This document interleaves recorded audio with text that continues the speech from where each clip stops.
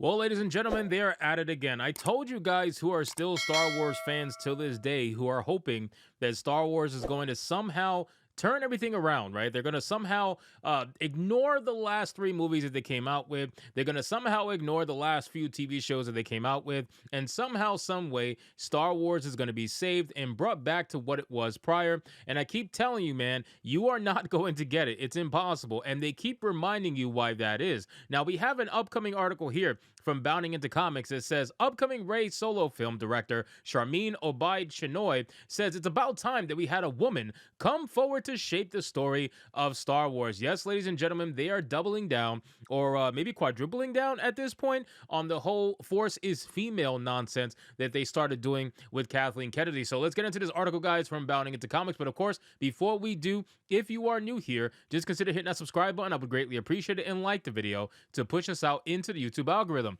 So it says, in a declaration that could seemingly only come from someone who has spent the last decade completely detached from the once beloved sci-fi franchise, director Sharmeen Obaid-Chinoy has opined that one particularly exciting aspect of her upcoming Rey Solo film is that it will finally allow women to guide Star Wars narrative direction. Yes, ladies and gentlemen, it's clear that they are purposely choosing to ignore their demographic, right? They know who the demographic for Star Wars is. Everybody knows that Star Wars is a male-dominated IP. Everybody and their mother knows that, and yet Kathleen Kennedy and Lucasfilm seem like they want to focus solely on just women and making women push the Star Wars narrative forward. Now, they're doing this with the upcoming TV show The Acolyte. They're doing this with the previous three movies that they released, and they're going to do it for the next three movies that they release. Rey is going to be the Mary Sue savior of the entire Jedi Order. She's going to put the Order back together. She's going to be the poster child. She's going to be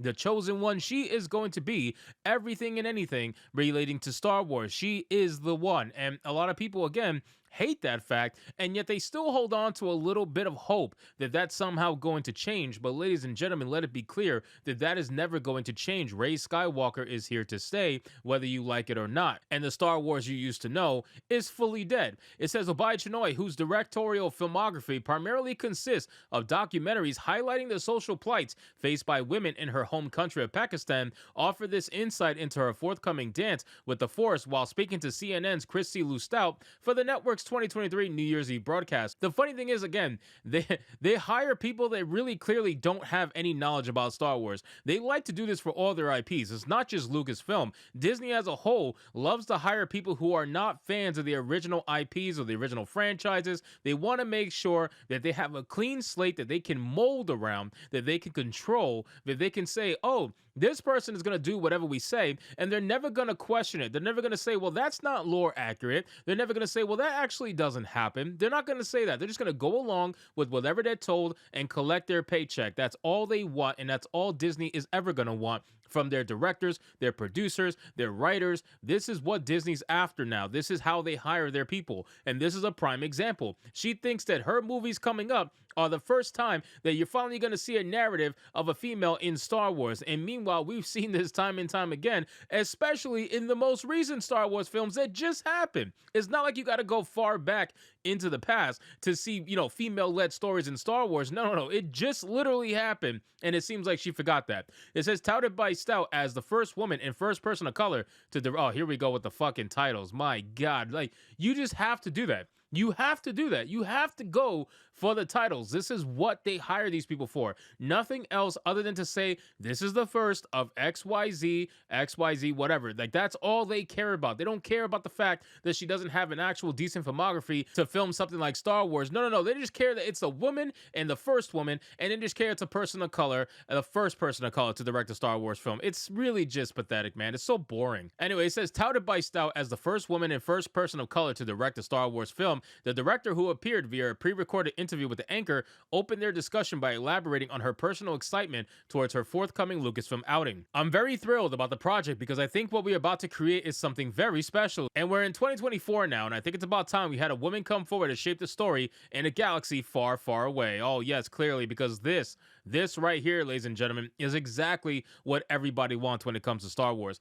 As noted above, the two-episode Miss Marvel director's comments come off as absolutely baffling given the very real attention the overall Star Wars franchise has given to the female perspective ever since its 2012 purchase by the House of Mouse. Following the completion of the sale, Disney proceeded to promote film producer Kathleen Kennedy to president of Lucasfilm, at which time she proceeded to position the aforementioned Rey as the overpowered, poorly written protagonist of the franchise's third and unfortunately canon trilogy. Additionally, during her tenure as president, Kennedy has also overseen the production of Star Wars television series such as The Mandalorian, Obi-Wan Kenobi, and Ahsoka, each of which made heavy-handed, even forceful attempts at boosting the franchise's profiles of their respective female leads, often at the expense of their male counterpart characters. And that's what I've been saying, man. Like, you don't have to look far. The fact that she said this clearly means that she's in her own bubble, right? Like, she's not actually within the Star Wars universe. She just doesn't care enough. She probably doesn't have much knowledge about Star Wars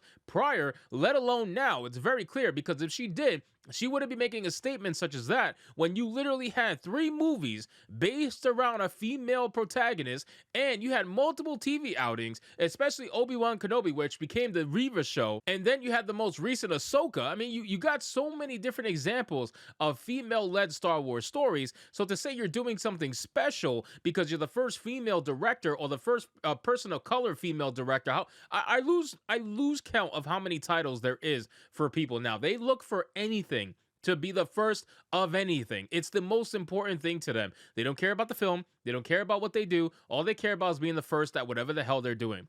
It says, for example, since her introduction in The Mandalorian, Bo-Katan has managed to upstage Din Djarin at nearly every turn of their adventures, and even with the climax of Later's ongoing feud with Moff Gideon being brought up to a close by his female ally. In Obi-Wan Kenobi, despite her being far more inexperienced in combat and force manipulation than her fellow Inquisitorious members, as evidenced by her absolute handling by the Grand Inquisitor, Reva is still shown as being able to briefly go toe-to-toe with Darth Vader himself, even managing to disarm the Dark Lord of his lightsaber before her eventual defeat, which was hilarious, by the way. That entire fight scene, while it was cool, and it is always cool to see Darth Vader show up, it just was a joke, right? Like, you had this woman disarm Darth Vader, a man who can literally destroy most people. I mean, it just, I don't know. I don't even know anymore. It says, then there's the fact that Ahsoka sent to the cast of primarily female heroines, which, while not an objective negative in and of itself, is notable due to how it pokes a hole in Obaid-Chinoy's statement. That's precisely my point. You know, if she was telling the truth, she would absolutely realize that there is multiple different female stories that have been prominent in Star Wars and have been center stage. You know, it's not like they've been pushed to the side or anything. No, like, Ahsoka is a center stage female story. You know what I mean? Obi-Wan Kenobi, which was supposed to be about Kenobi, became the Reva show. It just goes to show the lack of knowledge that the person who is behind the directing of the upcoming film has about the own IP that they're directing. It says, further countering the director's narrative is the reality to not only have numerous women served in various behind-the-scenes roles across the franchise, such as A New Hope editor Marcia Lucas, Obi-Wan Kenobi director Deborah Chow, The Mandalorian director Bryce Dallas Howard, Ahsoka directors Jennifer Getzinger and Geta Vasant Patel, and Rebels co-creator Carrie Beck, but that its next entry, The Acolyte, will be helmed, written, and star a team of primarily women. Yes, ladies and gentlemen, this Acolyte show is going to bomb dramatically. I'm telling you, I'm just looking at this cast. I already know that this is going to do so bad. But I mean, here we are, ladies and gentlemen. This is why I can't take Star Wars seriously. And I'm completely checked out. I've been checked out for a very long time. Those of you who watch the channel already know that to be the case. I am completely over it. I am done. But I do report on it because it's hilarious. It's hilarious to see that they are still doubling down and tripling down on the same nonsense that cost them the franchise to begin with. So we'll see what happens when these movies come out. I guarantee you they're still going to make money just because it's Star Wars and it's going to have that nostalgia, and it's not like quite the TV shows where people are just going to skip it. But I think they'll go watch the movie. I don't know if it's going to make as much as the last 3 movies did at all, but we'll find out eventually in due time when they release. So anyway, guys, thank you so much for watching this video. I hope you did enjoy it, and if you did, consider leaving me a subscribe. I would greatly appreciate it. Don't forget to like the video, comment, let me know what you thought, and I'll see you guys on the next one. Hypnotic out.